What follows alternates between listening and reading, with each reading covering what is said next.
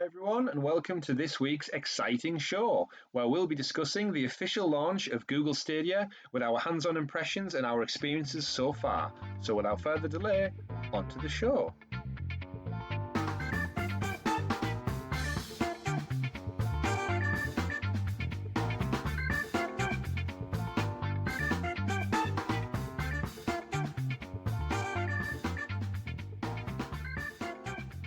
Hi everyone, and welcome to episode 9 of the Sounds of Stadia podcast. I'm joined by my usual co-hosts in the hot seats this week, our talented techie teacher all the way from the Midlands, Mr. Tom, and the man with the breezy beard by the sea, where they have many pixels, Richie. Hello there.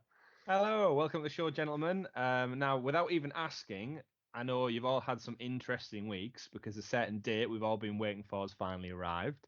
After a year of excitement, build-up, and hype, people wondering what's going to be new, how it's going to have an impact on the bigger picture, we can finally say Frozen 2 is out in cinemas now. Yay! Go see it for this lovely Christmas time of the year. Of course, I don't really mean that. I mean, it is out, but I didn't mean to lean on that. You've not came here for a Frozen podcast after all. So hopefully all you listeners out there too are well aware that Google Stadia is alive and well, and it exists, everyone.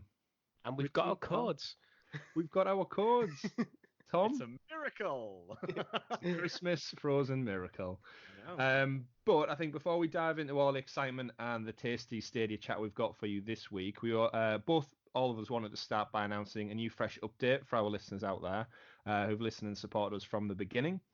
So in line with the Stadia launch, we've also launched a new Patreon tier. So for everyone who enjoys the show and actually takes the time to listen to our views on the week's Stadia news and our overall cheesy banter, we've started a new tier. So for as little as 78 pence or $1 if you're on the other side of the pond, if you're in one of those many states that we do take time to cover each episode, and I hope you do appreciate it, please head on over to patreon.com/Sounds of Stadia and throw us some silver if you can spare it. Oh, 78 pence, that couldn't even buy anything nowadays. But we really do appreciate it, and we hope you'll get on board with our kind of future goals and where we want to take this podcast.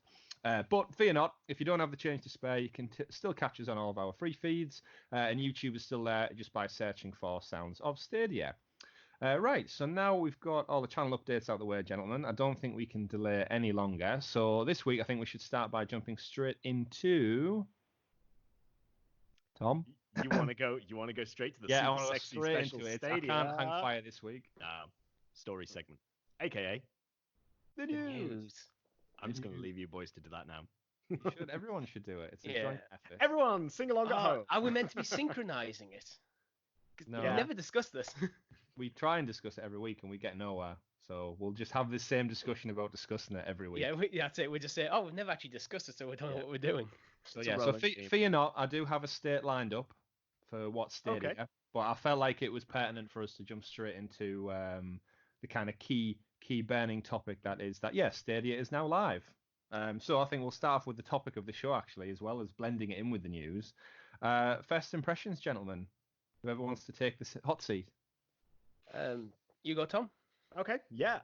So I picked mine up. Actually, I was really surprised to get mine on the 21st of November as opposed to the delivery date, which was on my order, which was the 27th. So first of all, props to Google for actually getting mine out sooner. Now, I don't know if I pulled any strings behind the scenes because actually, to be honest, I don't know anyone over there. But thank you very much, guys. Picked it up. Had to wait about 4 hours, I think, after the delivery to get my code. I know there was some sort of issues. I'm sure we're going to talk about that later in terms of the delivery of it and so on. But received mine and I've tested it out. Absolutely love it.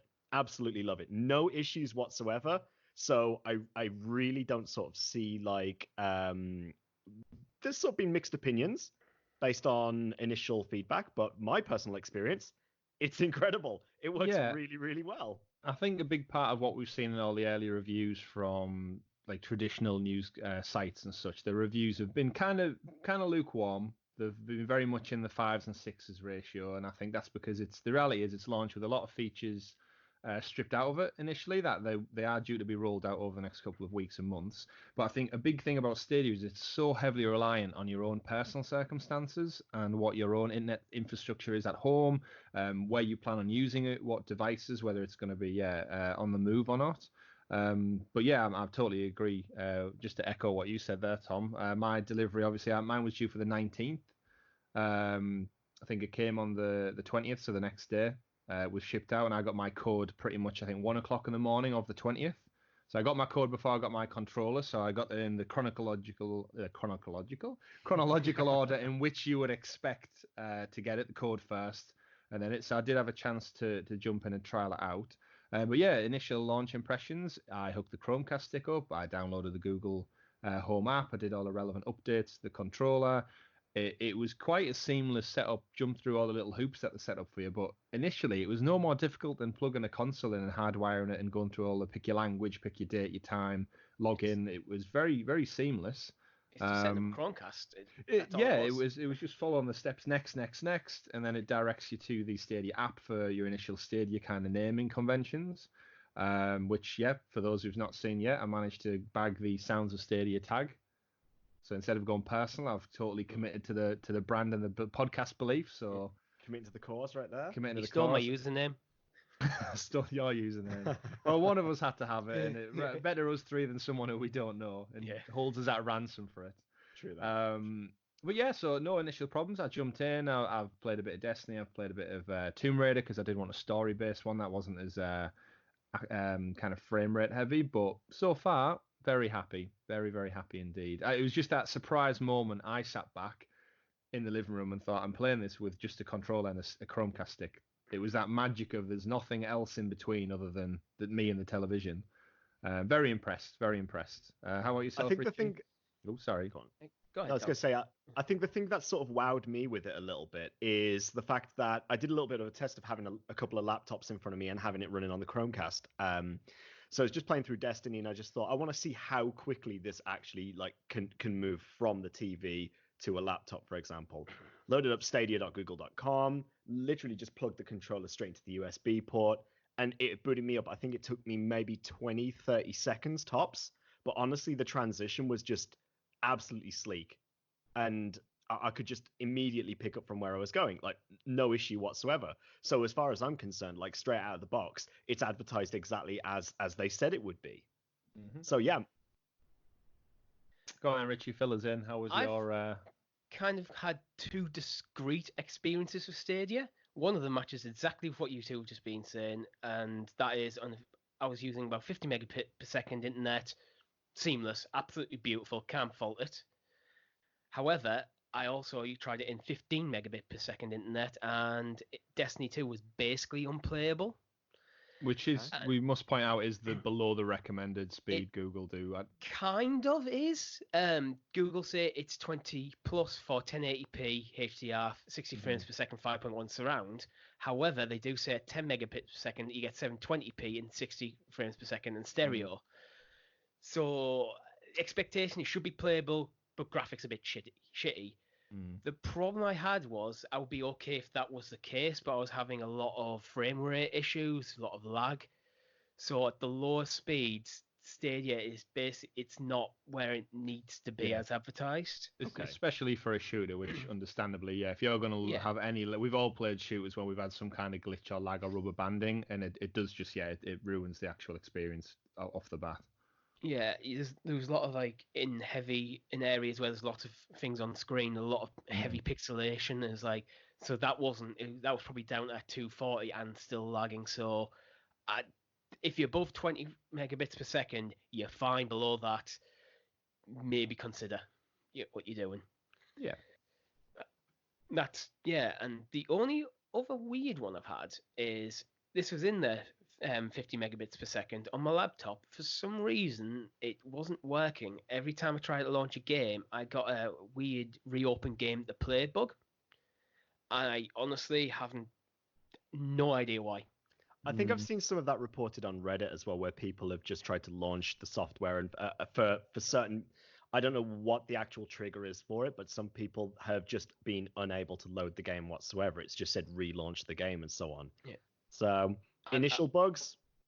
Yeah, I don't get it because I've had had that bug on my laptop right next to my desktop. Desktop was fine. Laptop can't play.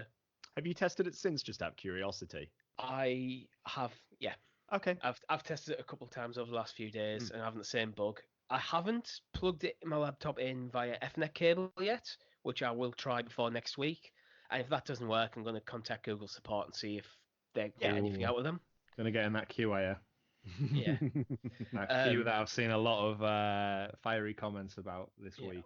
I'm not being fiery about it. I'm Oh just no, I saying don't mean you. I mean people who Yeah. specifically are angry with the queue on launch day being a long hold time. When surely before you even dial that number, you're expecting I was just going to email them. a bit of wait. Yeah, I wouldn't put myself on hold. It was a lot of people I think were desperate for their codes. Who I think there was some mix up this week with the codes were shipping after the day, and Google did take to Twitter to clarify that they've had some issues with the rollouts, and I think a lot of the rightly so frustration has came from people who were receiving their controllers and their packs and had yet to receive their code, which I think leading up to it we were all promised you would get your code on the day of launch, irregardless of if you've received your delivery or not.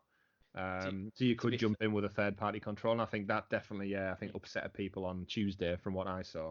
Well, to be fair, I've seen people on over the weekend complaining on the Facebook saying, "Where's all the rest of the games? I've only got 2 games." Still thinking it's a Netflix for game service. So was read. I wouldn't use it's not even the fine print. I would just read the I think that's what you bought. The problem is with communities like this is that I know we see a lot of negativity out there, but we are starting to see some of the positives try to come through. Definitely. Especially in light of looking at some of the reviews from big big news stations and so on. If you look at IGN, I believe, if you look at Engadget, Kotaku, and so on, as you said before, Chris, because of some of the features and things being missing, some of the pros have just been saying stuff like it's not quite right. But I think a lot of what we're seeing from the actual consumers, the people who are using it, are saying, actually, do you know what? Credit given where it's due. This service is working a hell of a lot better than I thought it. That's my experience was a little bit tainted based on what I'd been reading online. I was a little bit worried about it pre-launch, but after getting into it, wow, seriously, wow. The base service is it works. Yeah. Apart from low internet speeds. Yeah, it really does, and I think I'm not surprised by that. Yeah, no. And I think to kickstart it from what the reviews have said, all the particular ones I read, like you said, Tom, IGN, Kotaku, and such, they all praised it for how well it works on decent internet speed, and they said that the fact it works from these servers without it, a lot of them praised it and said it was actually better than the xCloud trials. Yes. Because of the controllers with them are obviously Bluetooth rather than being Wi-Fi, so you do lose that latency dip. But yeah, other than that, a lot of the reviews have basically said it's a bit light on the features, which I think leading into it, I think we came to the realization, all of us, that it's very much a beta. And over the next couple of weeks and months, we're going to slowly but surely be the test bed for all these new features like party chat and the buddy system when that rolls out. And it's a very easy way of them testing the servers, not putting too much pressure on it. And yeah, I think come base, I think we'll have a completely rounded product. And I think a lot of these reviewers will have to go back and kind of rethink the score. So while we're on that point, actually, as well, so you mentioned about party chat and so on. Now, Chris, you and I had a moment to check this out. One of the things that that I noticed when we were playing together, we tried jumping into Destiny 2. The quality of audio at the moment in voice chat isn't incredible. It's still playable, it's still passable, but compared to the voice chats on Xbox and on PlayStation, it's not quite to those standards. So I am hoping that they roll out a higher quality voice chat. It was definitely the quality, not just the volume. It was the quality. Because after you mentioned this on our WhatsApp group, I had a look, and by default, I think the chat audio on Stadia is set to 6, where everything else is up to 10. So if it was just volume, it might just be a case of that needs to be dialed up. But if it's quality, that's a different issue entirely. Yeah, I think it was just a bit choppy and it was breaking up a few times. But I think a lot of people came to the realization this week that none of them have a really good quality wired headset to plug into their controller. A lot of us have these amazing Bluetooth ones for gaming rig setups. But yeah, personally, I think I just had some Apple earphones in. I kind of like a wired one, to be honest, because I bought my wired headset for mainly playing on PlayStation, and I plug it into my controller. So that being wireless is just not necessary. Yeah, but I think a lot of people got a bit of a shock where they were like, they went in to chat with their friends, and I think got caught out a bit by not having the full equipment that they needed. But it would have been nice if it came as part of the pack, but it's all obviously additional costs. Yeah. So I'm sure there's a couple of them on people's Christmas lists after this week. I think the thing to remember as well, it's a streaming service, and the more things you got going through your Wi-Fi, the more bandwidth it's going to take. That's Very where I true. was going to go with this point as well. I was thinking maybe they have to sort of like consider things like if we're talking about streaming, high fidelity video and so on, then do we have to actually consider what sort of rate we're actually transmitting audio at? Because it's all gonna eat from your connection anyway. So It's all coming down the They've probably same got line. yeah, Yeah. they've probably got a very basic client going, and then they'll probably upgrade as things go. Oh yeah, yeah. I don't expect to see anything other than rolling out features, as you say, Yeah. because we are in this sort of testing phase, and everybody has to admit, as we've said before, time and time again, week after week, we are in a testing phase, whether people like that or not. We are testing this product. And this is the worst it'll ever be. Yeah, I hope so. Yeah. we hope. And It can it's go difficult to go backwards. down from this. It is very That's much. not a criticism of Stadia. It's like there's only upwards to go. In general, tech gets better as time goes by. That's certainly true. But I think off the back of what you said there, Tom, about kind of mixed reactions and stuff, I jumped onto Twitter on some of these Stadia posts just to get a general consensus for some of the people out there. And I thought, yeah, we'll get some positive feedback going because I think leading up to launch thing, it's very easy for people to jump into community forums and Twitter threads and just kind of throw fake stories and fake impressions, and people were saying they'd got the product before launch, and we've laughed and joked so much over the last couple of weeks about It actually descended into satire at some point. yeah, it really did. So I thought I'll pick out some here. So from Twitter, we've got someone called Kevin Core. His first impression was played for the first time today. Played perfect, no lag, very happy. Second one, we've got Greg Monstein, been having a blast with Red Dead Redemption 2, zero issues, and got me excited to see how the future goes. Millie Z, loving it, just got Assassin's Creed and Tomb Raider. British Splendor, which I approve of the name. I, for one, have been really impressed and excited to see what the future brings.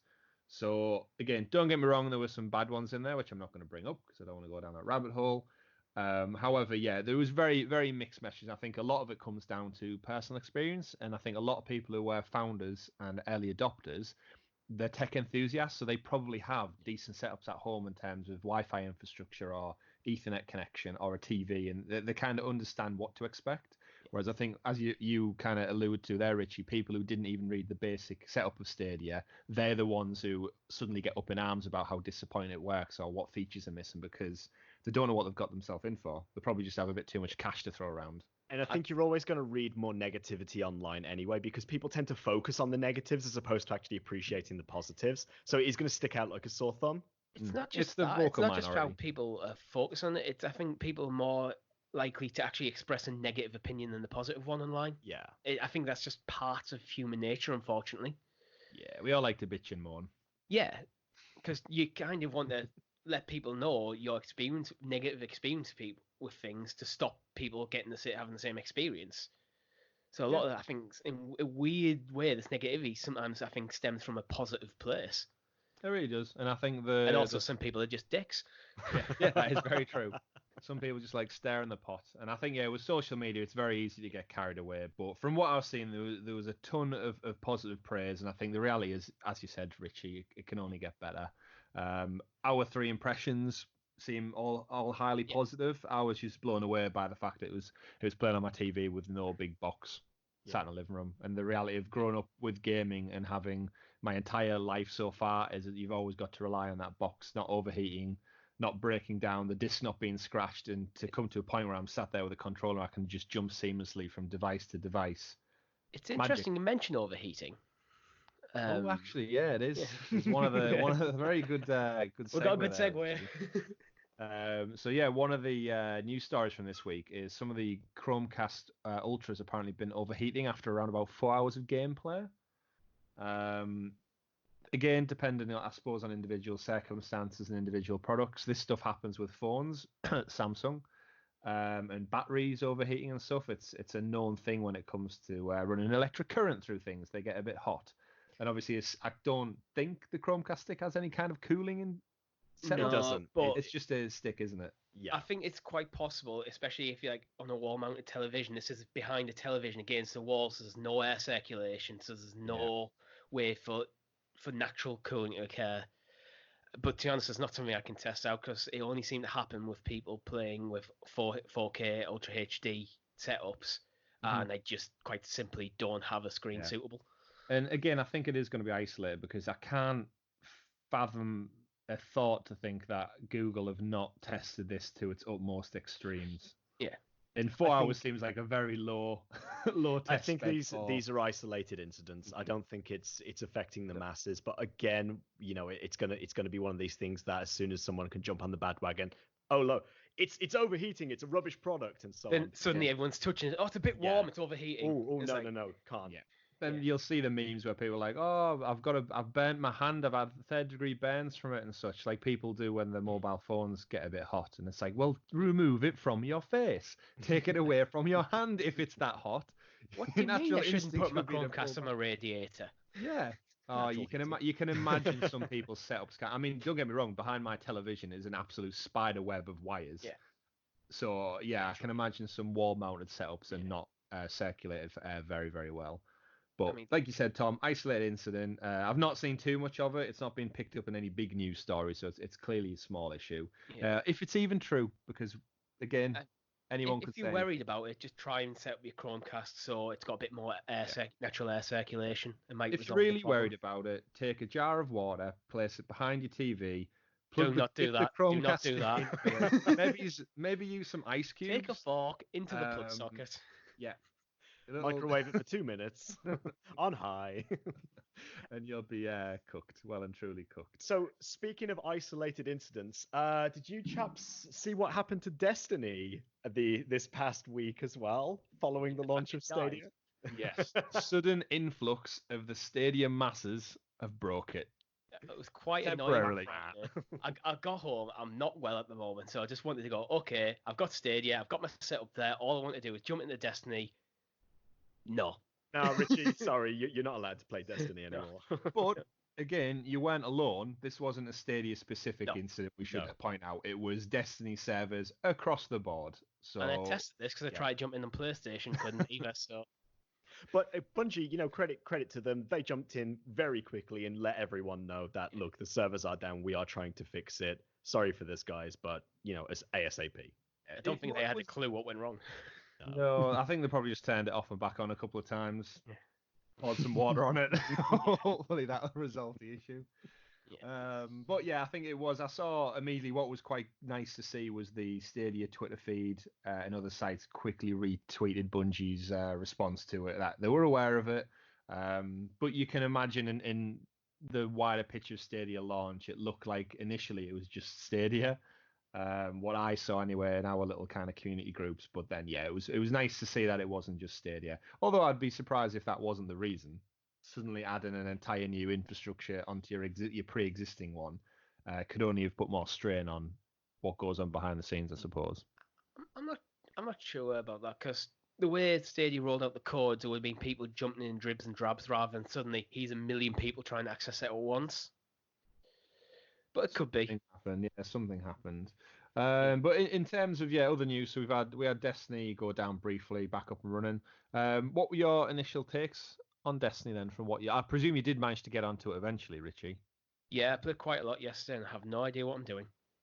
Yeah, I kind of feel the same. So I played. For those who haven't listened to previous episodes, I've played a fair bit of Destiny 1 with some friends. I didn't start jumping at number 2 initially when it first launched last year, but it was nice to get it for free, and I thought I'll jump in with all the complete collection pack.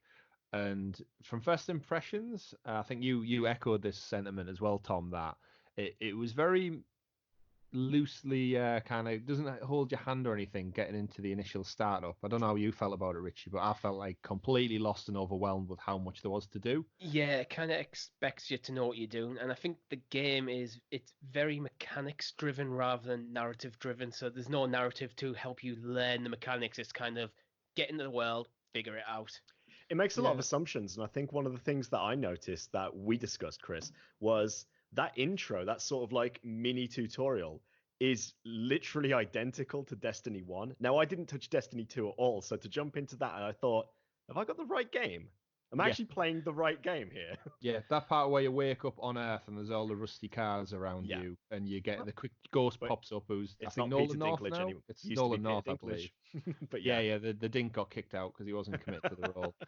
all But good for yeah, it's Nolan. Nolan North, of course, picks up any kind of voice acting job on the go.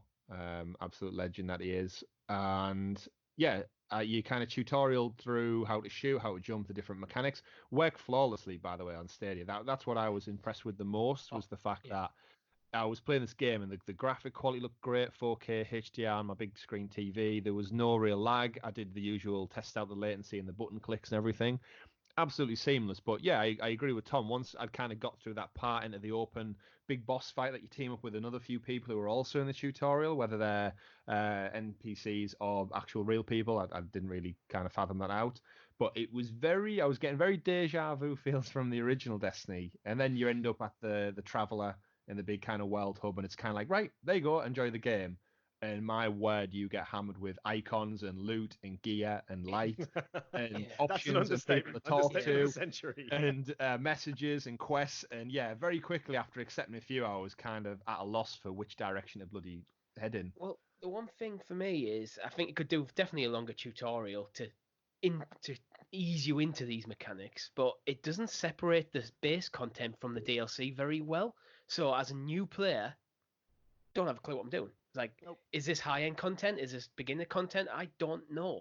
It's almost like a lot of assumptions were made to basically say, like, oh, right, oh, you have played Destiny 2 before then, right? Like, this game has been out for a while, so surely you've played it, you've experienced it. Yeah, I wonder if they've removed some of that content to make it easier for new players to jump straight into the end game stuff. But I don't like that. I want to experience the game. Absolutely. I think a lot of us who are coming over to Stadia as well now are sort of like trying to pick up a big title for us to actually get into on a multiplayer level and start rolling out cooperatively. Like, okay, yeah, let's run through all of the content together. But where the hell do you start? Like, where the hell do you begin? Yeah, I mean, I've only had a very passing interest in Destiny, which is why I've never really played it before. And I thought, well, it's there as with Stadia. This is the time for me to give it a go. Yeah, and that's it's fun, exactly but I don't know what I'm doing. Yeah, I really feel like it should have held your hand a little bit more heading into like maybe the story, because again, I know nothing about that world now. Like, I'm in the hub. I went to the Dead Zone or whatever it was called, which I think is back on Earth. I went and met up with a guy in a clock tower. Then loads of people started dropping out of the sky, alien things, killed them. I have no idea who they are. I know I'm a guardian of some sort again, this is what I pulled from the first game. I don't even know what guardian is. Again, yeah, I feel like that you're a guardian, Richie. You're a guardian of the galaxy. Not copyright or anything. But in terms of that, yeah, I feel like it should have had a few more story beats, kind of painting the picture of what's happening in the universe, who you are, maybe a bit more, the threats that are imminent, and kind of what your role in this world is. Whereas, yeah, they just drop you in that hub and expect you to go freely talk to people, which I get it's got its RPG mechanics as well, and they want you to explore. Because the first thing I did is I went to the message board, and I got a free gift from someone for being a purchaser of the game, I presume. And then I wandered and talked to some bloke looking out over a balcony at the sunrise, and he told me he worked for a certain clan, and I need to go meet him, and he gave me like 3 quests, which was all going to give me some kind of loot. So I accepted all them 3. But then I didn't know where to go to achieve it. It was just I need 50 of something, 100 of another. And yeah, I'm kind of just left thinking, like, look at all these little blue icons and stuff, thinking, where do I go next? Because I just want to play the game, but I need something to show me what stepping stones I need to do to get into it. It's little things like I've had bounties that say, "Oh, kill 50 enemies using arc damage," and it's like I don't even know what that is. Mm-hmm. I've noticed my guns have different icons, but I don't know which one's arc. Yeah. This is why I've said I'm going to definitely give my buddy pass to our friend Gary, who's logged far too many hours I'd like to comprehend into Destiny 1 and 2. It's a mainstay. Million hours. Yeah, far too many. More hours than our podcast has existed, I guarantee you that for now. But he's an absolute expert at it, so I'm hoping he's going to jump in and give us kind of a hand-holded tour guide of all things Destiny. But so it's a free game. I'm more than going to give it its time. I'm going to jump into it. I think as a 3, we're going to all create our little fire team. maybe as a private little clan for any Patreon subscribers out there.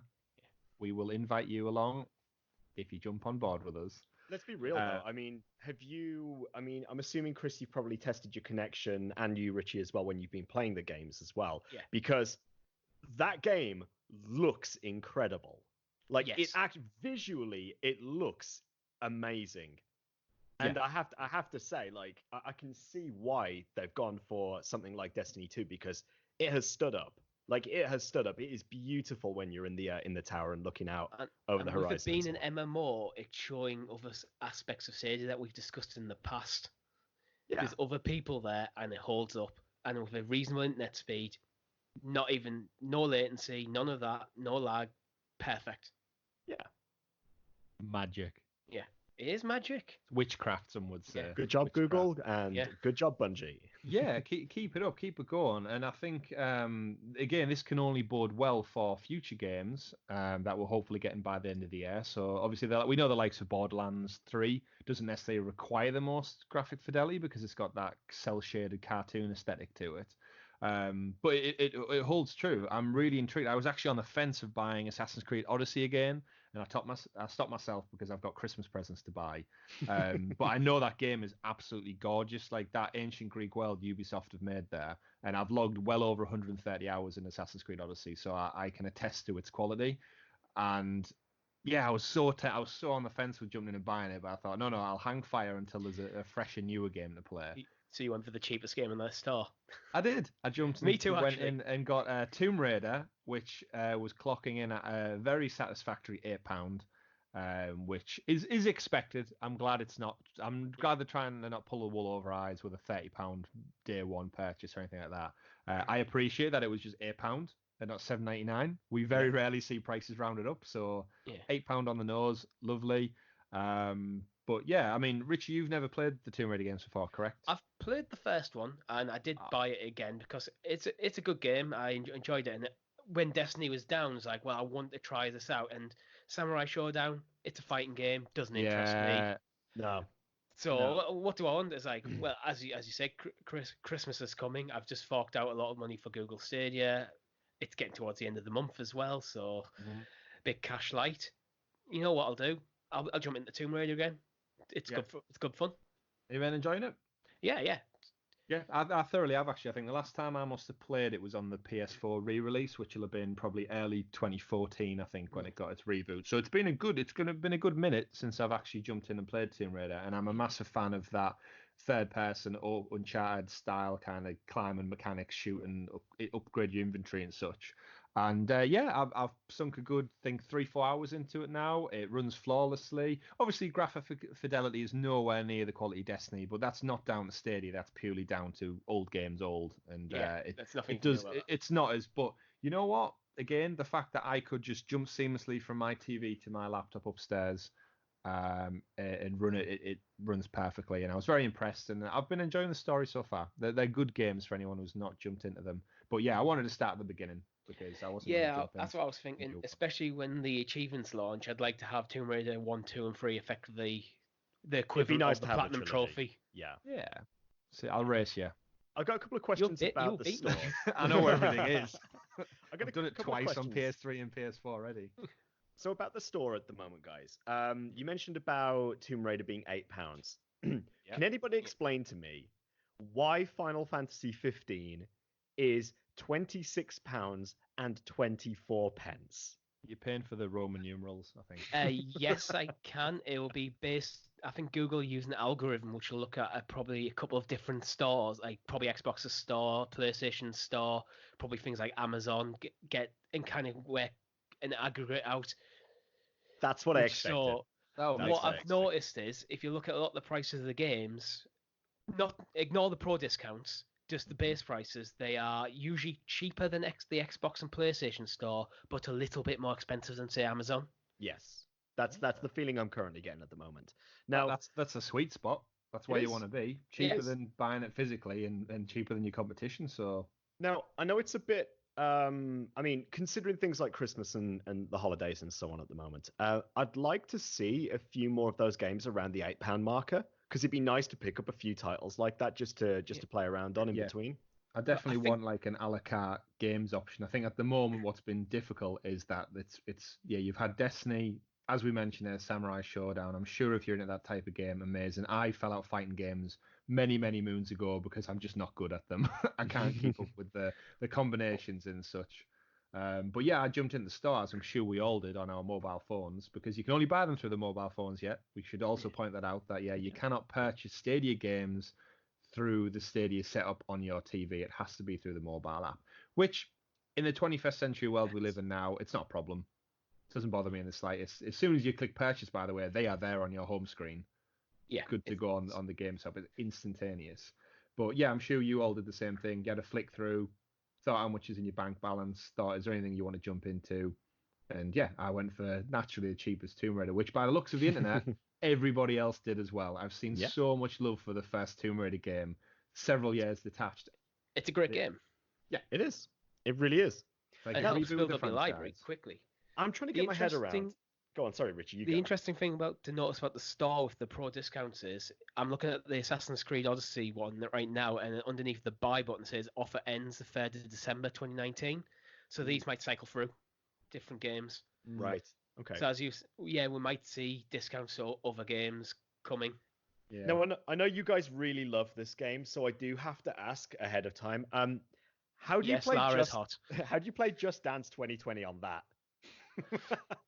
I can't say I've played a Just Dance game before, if I'm honest. With style. Absolutely. Style and finesse takes you forward. No, I've been trying to get my head around it because I'm sure Just Dance works on motion controls or like camera responses and so on. That was my impression. But maybe it's just like the dance mat when you didn't have a player 2 dance mat, so you just use the controller and it's just like use the X, circle, circle, up, down, up, down. You know what? Not even stick, not even analog stick. The video killed the radio star. Any listeners out there, buy Just Dance, tell us how it plays, tweet at us at Sounds of Stadia. We need to know. I need to know before I commit to purchasing it, because if I have to go out and buy extra hardware, I need to know. So please do let me. Yeah. You need to buy a full arcade dance setup. It's all about. It's for Tom's get fit for his wedding. It's my get fit regime. Yeah. Gonna get them moves on. But yeah, I mean, looking at the store, I think we're glad. Imagine how short this store list would be, by the way, if they hadn't more than doubled the games just before launch. Yeah, I saw that, but I think if you look into it, Google were basically releasing the games as they got certified. That was the plan. So I think when they announced their game lineup, there were the 10 that were certified, and the others came very quickly. I think they didn't want to go, you'll get these day one, because if there was any delays in the certification. Yeah, I've not seen anyone playing Farming Simulator. Got to admit, neither have I. No, I had a discussion with Holly about it, and she said you're probably best putting your money elsewhere. Into a real farm setup. I've seen quite a lot of people playing Guild.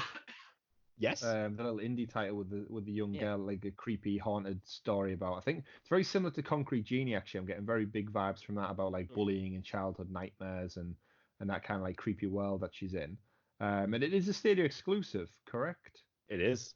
So yeah, if you want to play Guild, that looks like the kind of go-to one. Currently priced at £30, sorry. Yeah. So not quite the Tomb Raider £8 jumping on point. No, not quite. But again, there's going to be more rolled out supposedly by the week. That's what I was just as we mentioned a few weeks ago.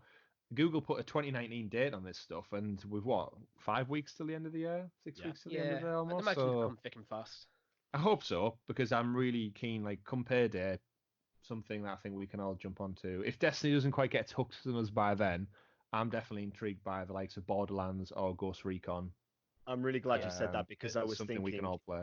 Even though I have Borderlands 3 already, I'm really looking to push a game from a console of the current gen onto Stadia now. Like I've been thinking about this over and over and over again. Now we'll talk about it later, but at the moment I'm playing Jedi Fallen Order, and if that had come out here, I would have been on this.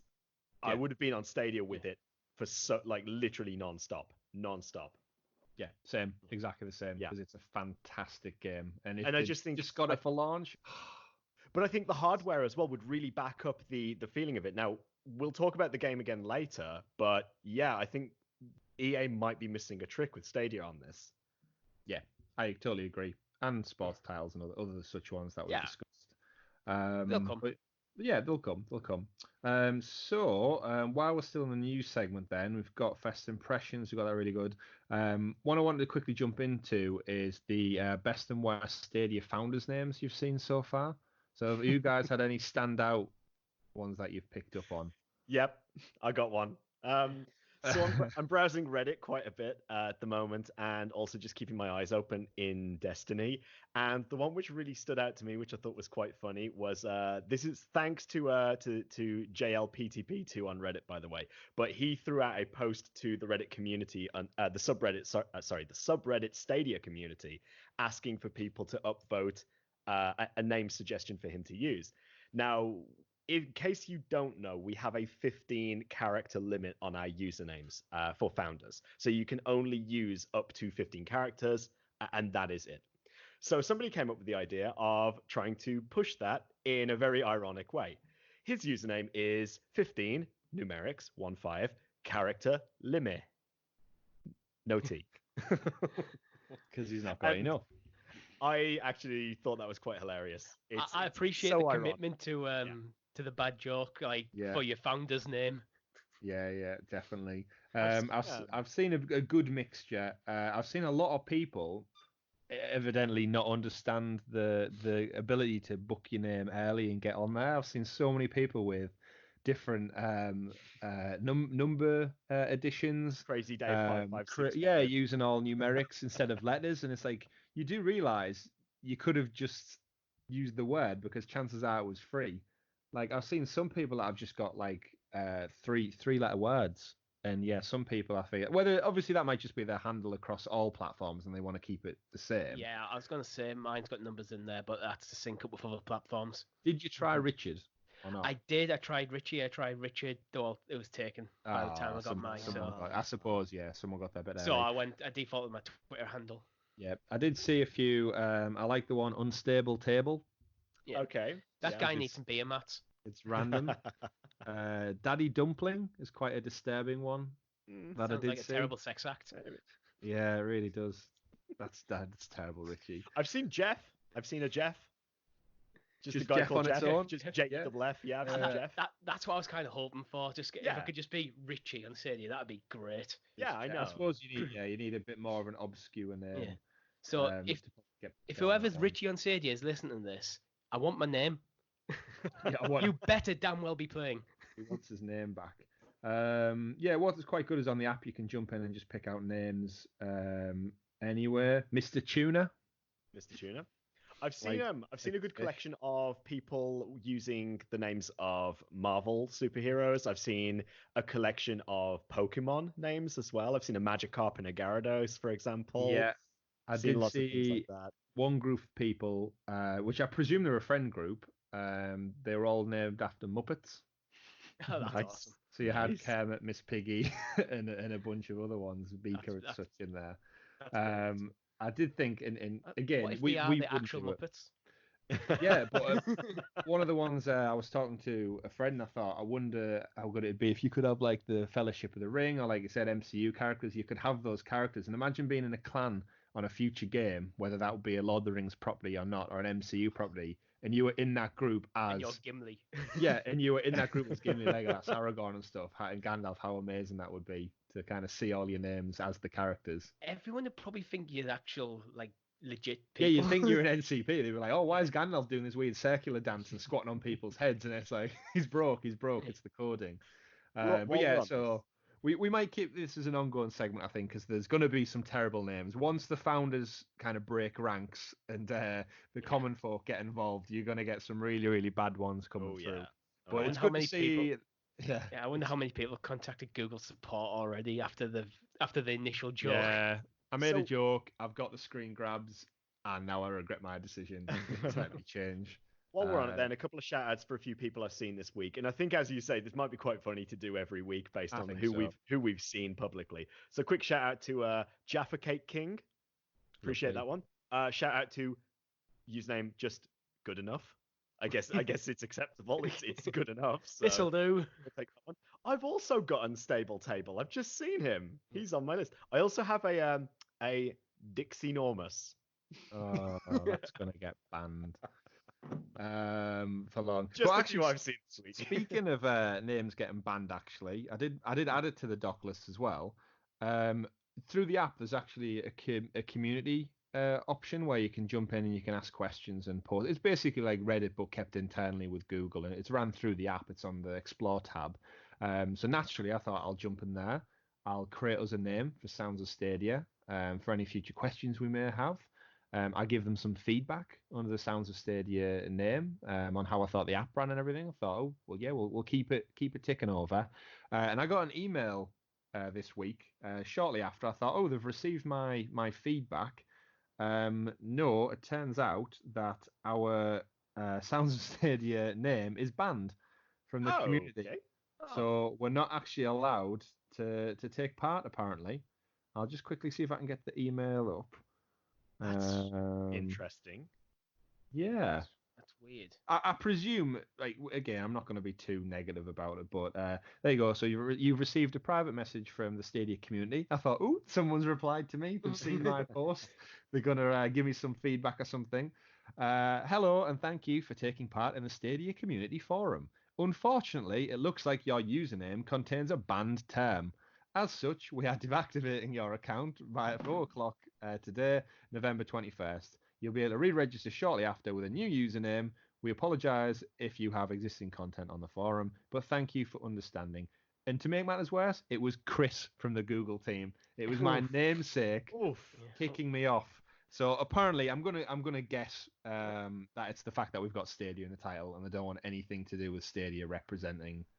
Yeah, it might it- be for the confusion.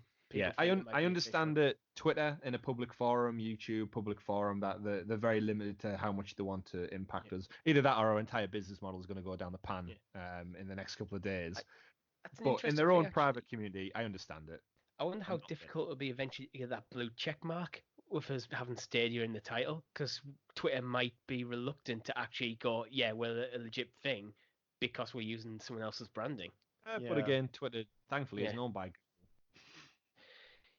They can make True. their own decisions. Yeah. That's a conversation for it. We'll cross that bridge when we come to it. Yeah, Or we'll we will. destroy the bridge and we will rebuild. Yeah. I'll give up and just go play Stadia. We'll see. So quickly, I think before we kind of wrap up the show for the week, because we've obviously had lots of exciting game stuff to talk about, I will segue into our What Stadia segment, because I'd hate to think we miss out on Ooh. the Yeah, small I was geographic wondering. things. I was Yeah, wondering. I could feel it in your voices. You were yearning to find out I was about what nervous. This is what the fans come here for. It is. it is. It really is. It's so if we do need to rebrand the podcast, we'll do it to something to do Patreon with tier it. we'll just do it to something with learning about states. So I've specifically picked this week's state to tie in with a specific celebration that's going to kick off in America as well. So Thanksgiving Okay. is next week. So the week people will be listening to this podcast. So gobble gobble, gentlemen. As we head over to the state in which the Mayflower arrived at Plymouth Rock, all the way back from merry old England back in 1620. Do you know what state it landed in? I Don't should know my do. American history. I don't know it. Wanna Is hazard a it? guess? Is it? I'm gonna guess it's in the New England region, so that's sort of like Just north Googling it, east can tell. area. I No, think it might be New England. It's Massachusetts. Massachusetts. So we're going over to Boston. Yep. So after setting sail from Southampton, it arrived in Plymouth Rock. So now, aside from capitaines, which apparently the pilgrims' hats, which I just like the word capitain, it's quite cool, and the turkeys, here's some quick fun facts about the state of Massachusetts. Both basketball and volleyball were invented there. So a very sporty state. Lots of games have came from that, definitely, both physical and actual games we play. More up my wheelhouse is the first Dunkin' Donuts was opened Oh yes. in 1950, where coffee was just 10 cents and the donuts were even cheaper. Wow. Oh, I'd be fat as Take me fuck. back to the good days. Yeah. Love a bit of Dunkin'. And the original is actually still open, by the way, in somewhere called Quincy. Okay. Quincy.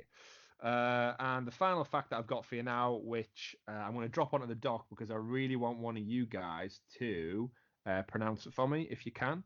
So it's It should be called fun. Webster Lake by the locals, but it does have a Native American name, and it is the longest geographical named lake in not only the US but the actual world. So if you guys will take yourself over to the What Stadia section of the doc, Oh, what is I would like that? Tom and Richie, I'd like you to both have a crack at saying that name. So Tom, you can go first. Lake.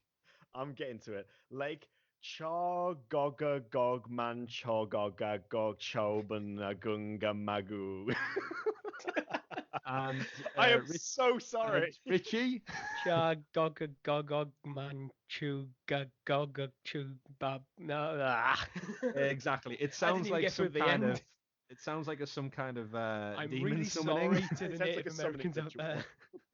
But yes, so it's the longest name in the world. It almost reminds me of some of the Welsh towns we have over in the UK as well, where they're ridiculously elongated in terms of the letters, but don't fit on a sign very well, to say the least. But yeah, if you search for Lake Webster, everyone, I implore you to try and have an attempt at saying this name. It's Lake blah blah blah blah blah, also known as Webster Lake by the locals. I wonder why they go with that. And funnily enough, the humorous translation of what that name actually means is "You fish on your side, I'll fish on mine, and no one shall fish in the middle," which is just fantastic. So I That's approve of that incredible. long name if that's what it translates That's to. amazing. Very direct naming. Very well direct. I wouldn't Yeah. say too direct. It takes about 10 minutes to say the name. But Descriptive. it is very. But as you mentioned there, Tom, Boston. We'll go to Boston and we'll take our games over there. So we've got a small list of games for Boston.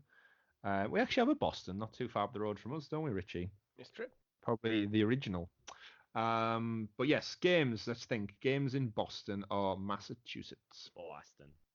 Richie, I have a I'll list of 4. I'll Richie give bats you up the starting first. point today. You know I'm Stepping terrible up at to the this. hoop. Take your shot You love it. off the backboard. Insert more basketball references. Yeah, because that's helping. I we're going to skip sports games because for any Yeah. state you could You could, use yeah. a sports game. There's 4 Um, in particular, 2 we've mentioned in previous podcasts. I'm going to go Half-Life as Nah, a random guess. You're wrong. Tom, over to you. Fallout 4. Fallout 4, correct. Yeah. Fallout 4 was set there. I think Massachusetts. is that where you come out of the? You coming out of the vault? You're already there. The whole thing's set there, isn't it? You're right. Mhm. Literally one of the first towns you get to is Boston. Oh, well, there you go then. Another one we had in previous weeks, Assassin's Creed 3. We mentioned took place in New York. Yeah, Yes. but that And game was also boring. Boston. The Mayflower was actually, whilst doing my research, I also learned that the Mayflower was actually supposed to arrive in the area that became New York, and they ended up a lot more north, hence why Okay. they landed in Massachusetts. Terrible GPS in them days. For those of you, yeah, back in the day. For those of you who've played The Last of Us, the kind of second part does take you to Boston as well. Richie, a bit now of an I hate my eye life. roll there. Okay. Yeah, that's the kind of, I think it's the city part, isn't it? Build up when it starts to get a bit cold.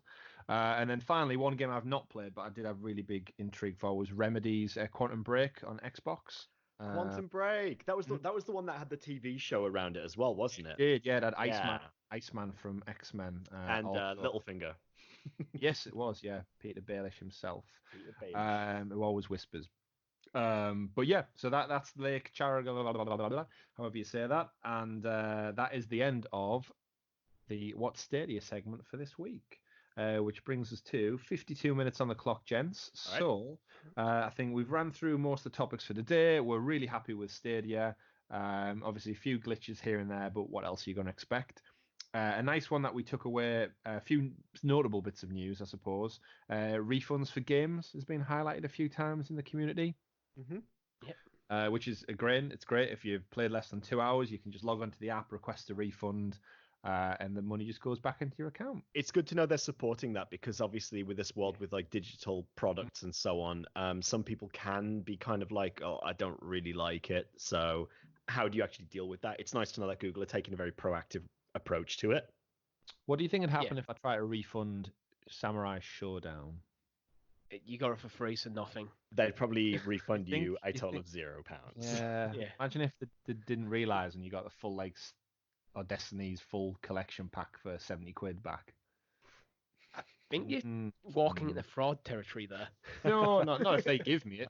As a quick point, actually, as a personal note, I've seen people mention you can use Google Play credits, and for those of you who are using an Android mobile device out there, you can download an app called Google Play Rewards. The icon shows up as a little trophy with a star, and it's called Rewards. And basically, if you travel around much, it prompts you to fill out a short survey based on your location, whether you've been to a restaurant, somewhere public, or just visited some shopping areas. Always quick, literally 10-second surveys. Have you been in here? What were the facilities like? It asks me sometimes around YouTube videos. Is this a good recommendation for you? Again, just Google building up their algorithm kind of facts. But what they do in return is give you a couple of pounds, credits worth of money. So to give you an idea, my reward history takes me right back, I think, to 2018 or 17 when I started. But so far, I've accrued £88 worth of Nice credit. And if you're going to be able to use that to purchase Stadia games, as you can do from the Play Store, I've purchased many Pokeballs using this survey credit. For those out there using Android, download it, use it. Yeah, It literally is free money for filling out a short survey. I haven't been using it. It's been installed just because I very rarely buy anything from Google Play. But now, if it works with Stadia, I want to start. But interestingly, I can actually game the system a bit because I live next door to a sports centre, and pretty much every day when I get home, ask me how my experience at the sports centre was. Yeah, just do it. The more you reply to the surveys, the more they send you. I've found when I work away from home and I visit a few different locations, I get hammered with them. But then because I answer, say, 2, 3 a day, I tend to find I get more. Whereas when I take 2 weeks off from work, I don't get any because I'm generally just sat at home. So it's clearly based on location and movement, and you have to interact with places. But the more you answer, the more you get. And like I said, it's free money, so download it, get on it. So it's potentially games. speaking of surveys, gents, how has your gaming experience been with Stadia? Following every single game that you play, Not every single game, not every single, but it can fuck off. Yeah, that's a good shout, Tom. Yeah, please rate excellent, good, average. Yeah, they're obviously they've got their Google hats on and they're trying to gain as much feedback as possible. But it is a bit irritating. Same with the little EU terms condition that pops up when you launch any game. It's the little tick box that it overlays over the beginning of the game. Okay. Again, it's just something small, but it doesn't need to be there. It's a particular pet hate of mine that you can't do anything at the moment without someone wanting you to fill out a bloody survey. Like, I bought a comb off eBay and then got hounded with emails to review it. It's a bloody comb. It's going to happen. So it works. My hair is tidy. Yeah. So for those of you listening at home, if you could head over to surveymonkey.com/Sounds of Stadia, we'd love to hear your feedback on this week's episode. Is that a genuine thing? No, it's not a genuine thing. No, don't. Set it up? I mean, we can if people want to commit to the bit. But yeah, I think Tom, you had one little piece of news. I think you added on the doc. I did, yeah. I actually thought this was pretty cool of Google. So the Stadia team announced that they're working closely with a charity called Able Gamers, who were involved in the development of the Xbox Adaptive Controller for Microsoft. So the idea is that they want to try and develop technology to make Stadia more accessible for people who have, unfortunately, suffered from life-changing illnesses, whether that might be like the loss of a limb or they might be suffering from, some chronic illness that might make it less likely for them to be able to experience games the same way that we do. And I think it's really, really cool of Google to actually try to sort of take the step forward with working together and making it very public that they want to make Stadia, which is already arguably more accessible because of the way it works, to make the controller schemes and the way people can actually experience the games be more accessible too. So you can read the tweets about it online. I'll share it over with the Sounds of Stadia Twitter account as well. But I think it's a really good guy Google type move right here. It's really good. It's really cool. Yeah. I was actually watching a YouTube video by a guy called Mark Brown the other day. He has a YouTube site called Games Maker's Toolkit, and he's done a very, very interesting thing on how accessibility's changed over the last year. It came out about a day ago. It's definitely worth a watch. Definitely. Yeah. Definitely. Yes, I think one of the only other bits of news that we pulled out of today, this week, was that you could also play. So, although Google say you're not allowed or you're not supposed to be able to allowed, I've seen a lot of people playing Stadia on devices that aren't officially verified. So I trialed this a little bit. I played Tomb Raider on my Samsung tablet, running on 4G. So I'm happy to say it streamed perfectly fine. I linked up a PlayStation DualShock 4 controller via Bluetooth, and the only stumbling block I mentioned in the pre-show, was that it totally messes up your button configuration, potentially on purpose. I know you can go into the settings and reconfigure, but I don't know if that's a set map layout. But it was running seamlessly, except for the L1 was the menu, jump was a different button, trigger opened up the map, and it's kind of it just adds a different challenge to the game, Chris. It's definitely a challenge, but it functions as expected. If anyone wants to trial it, you simply open up a cruise browser, Chrome browser. It's going to run long. Chrome browser. Simply go to desktop mode on the Stadia website, and it plays the game. I believe it works fine with a mouse and keyboard if you have a Bluetooth mouse and keyboard to hook up to a tablet. But it's good to see that their initial kind of vision of it just running from a Chrome browser works seamlessly, and evidently it's very hard to lock down. But now let on me just multiple clarify, devices. it does not work on iOS. I Really? tried it. Yeah, it does not work on iOS. The Chrome browser on iOS is actually not It's an app, really isn't it? Chrome. Yeah. Yeah, it's an app, but it's actually more of a reskin of Safari. So in the back end of things, it doesn't work. It still says you need to use the official app and so on as well. So once again, guys, those of you who are Apple devotees, yeah. Sort your life out. Sort your life out. Couldn't have said it better myself, Richie. So that moves us swiftly then on to our final segment of the week, which is just games we played. Yeah. So who wants to start us off? What have you been playing this week, gents? Aside from the aforementioned Destiny 2. I think there's only me who's got one that we haven't already mentioned this show. Really? Yeah, because, well, we've all played Destiny 2. You two have played Jedi Fallen Order. Me and you have played Tomb Raider, Chris. It's only Persona 5 for me on the list. Persona 5, still chipping away at that. Still chipping away. Still chipping away. Very good Enjoying game. it? Yeah, it's really good. Still gonna play it? Yeah. Hours? Wish it was on Stadia. Yep. Good. I've probably got about 800 more hours left to play. Yeah, there's a fair few you got there. Are you still working on the second castle at the moment, or are you past the second one? I'm on to the third. Oh, cool. Okay. I mean, I've been ill this week, so I've spent quite a lot of time at home lying on the couch feeling sorry for myself, and Persona was a nice companion for that. Nice. Was that sick note conveniently timed with Stadia's launch, Richie? Inconveniently timed because my You didn't need delivery. a sign for that package? I set my delivery for work, so my Stadia package came to work while I was at home sick on the couch. Well, that backfired. Yeah. Well, it's just one of them things. But yeah, I think quickly we need to mention it, Tom, because the game's so damn good. Yes. Jedi Fallen Order. We won't spend too long on it, but I know everyone out there who's probably got Stadia now probably started their week off by playing Star Wars Jedi Fallen Order. Initial thoughts? I absolutely love this game. Like, this is the perfect balance of Star Wars lore and that Dark Souls style gameplay mixed with that Metroidvania type, like explore, go back, like get new powers, then be able to access new areas. I fucking love it. I'm literally eating it up. I'm eating it up so much. I'm exactly the same. I gotta say, have you beaten it now? I've finished it. Okay, I've fine. Completely finished it. So I'm not going to obviously spoil no it. spoilers here. No. Not going to spoil anything, but I would strongly suggest when you get the opportunity to go to Dathomir. There's a nice little surprise there. That could have been a spoiler right there.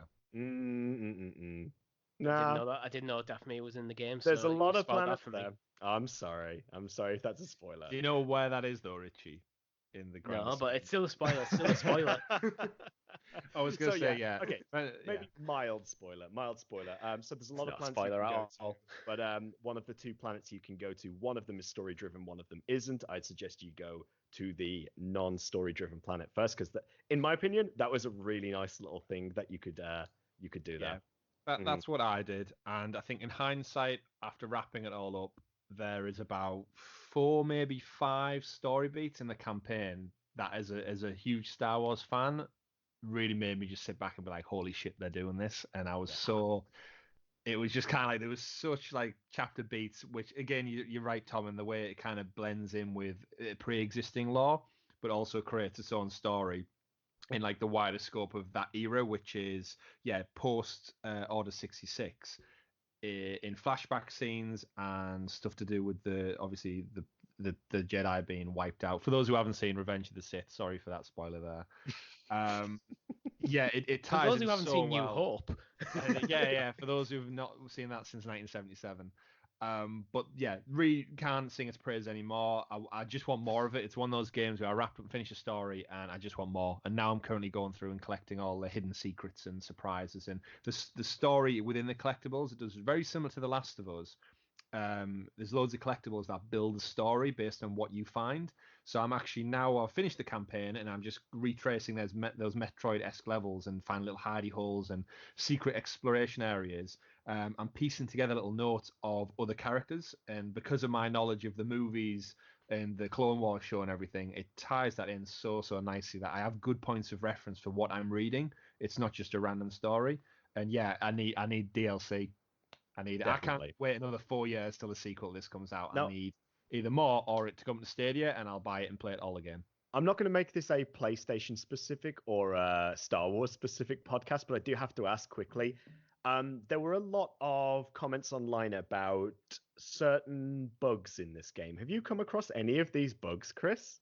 Because the lightsaber. I have. You saying bugs as in ones that you kill?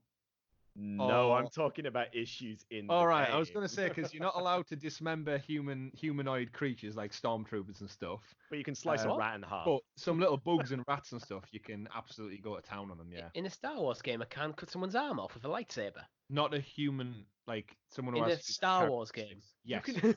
So it's a family weird. Thing at the end.